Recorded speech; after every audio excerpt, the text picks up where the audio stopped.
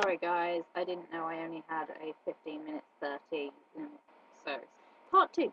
Um, yes, J-pop.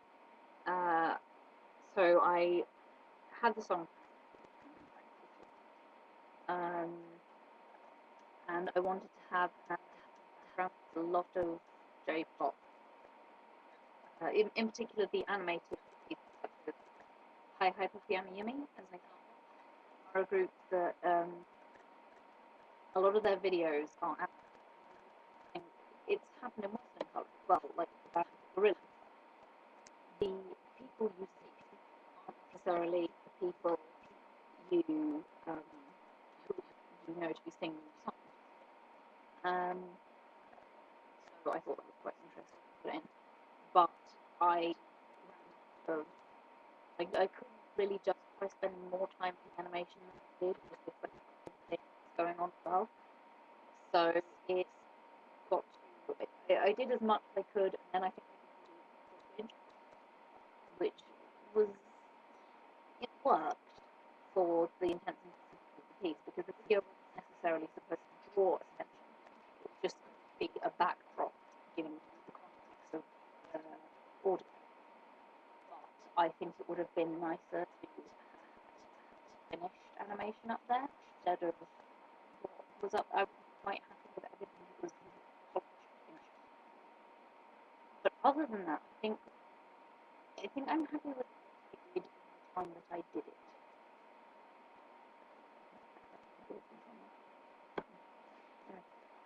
So yes, I'd say the next sort of step for that would have been to polish it up more and really make it more of a show rather than a workshop piece, I think. But I suppose I'm quite happy with what I did. So yes, there's that. Um,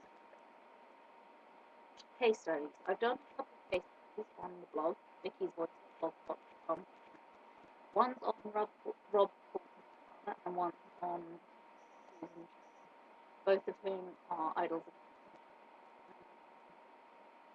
I want to do one of Cress McNeil's. I hope I will, because they are the voices of my childhood. Not so much what they've done, but the fact that they've done it. And personally, I remember hearing their voice a lot when I was a kid, so it's very comforting to know that I've sort of got this documentation from childhood, I suppose. Like Susan Sheridan, for instance. As a child, I adored these Boyland adventures. There is a photo of my little 4-year-old child, alive, not even, sat in the big plastic body car with the doll my grandma had knitted of Noddy. So as a kid, I adored that show. And to grow up enjoying Go to the Galaxy, and then find out that Noddy and Tristan are the same person, she has that wonderful sense of motivation, I guess, but not in the way you'd expect. And it's always, I think it's really interesting to see what kind of range people have, and to always be surprised that that voice that you knew from that one show is the same as that other voice that you really loved 5 years later. So yeah, and it's interesting looking at case studies, mostly for motivation. I think especially as Susan Sheridan, because she's in a situation very similar to me, where she's not necessarily had gifted upbringing. She's not been given the best of the best, and she's not been handed everything on a silver plate. But she's not been one of those rags to riches stories either, which you hear so much of. It's a case of she's worked her own station, and she's been sort of dependent on her own talent, which I think is different because, as I said in part one, acting is a long-haul profession, and I think there's a lot of there's often a tendency in that to go, well, I've done so much, I could go further, or I could just get a regular 9 to 5 and have a family, settle there, and not worry. And I think takes commitment to that, especially because Susan Sheridan has a husband and is currently going around giving talks because she's mastered in Shakespeare plays. It has a nice name than that, but I can't remember exactly what it's called. So she's now going to talk about the authorship of Shakespeare, the pleasure debate about what she wrote, but she's still an active voice as well. And I think that's wonderful. The idea of Rob Paul, for instance, is a career voice actor. He doesn't really do anything else. He did some live acting, but he's got all of his entirely into voice acting. I can't help wondering whether or not the locations problem with that, because Rob Paulson is in America, well, in studios, and Susan Sheridan is in England, where we don't produce our own animation as much. You know, we have things like maybe a couple of recently animated productions, I think, but we mostly studio in terms of voice acting. There's not very much animation produced in this country. So that's interesting. I think that's possibly why sort of the British voice actors are people like Tanya Rich and Susan Sheridan and Peter Stevenson, who do commercial stuff and occasionally animation, but mostly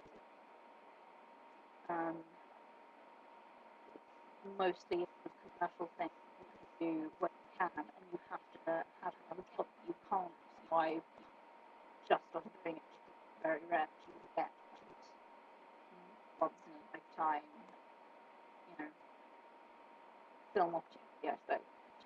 Although that's when Susan Sheridan was in Disney's Black Cauldron. Although I think at the time Disney cast people according to whether or not they had the right voice, whether or not they have the right name. Because I think a lot of animated film lately has been more about naming, so that people will go and see the celebrity, even though they're not seeing the celebrity, they're seeing just a cartoon with a celebrity's voice. It is annoying to me, because there are people out there who are career voices, and it seems silly to take that away. I did have an interview with Michael Douglas about it, but I left it in capable hands of my husband on his camera, and it's been deleted.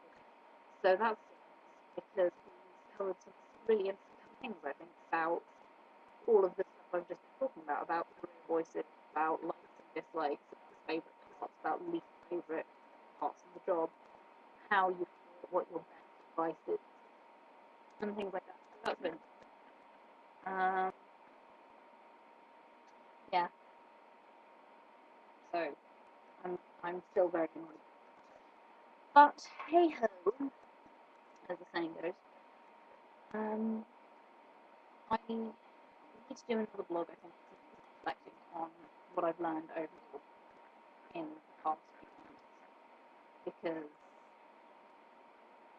I've learned a lot, and I've got quite a few tracks that I could put together with, but I'm not sure whether I'm ready, and I need to reflect on that, but I'm going to need the full 15 minutes, I think. So another blog at another time reflecting on what I've learned and reflecting on my abilities and how I feel I've done.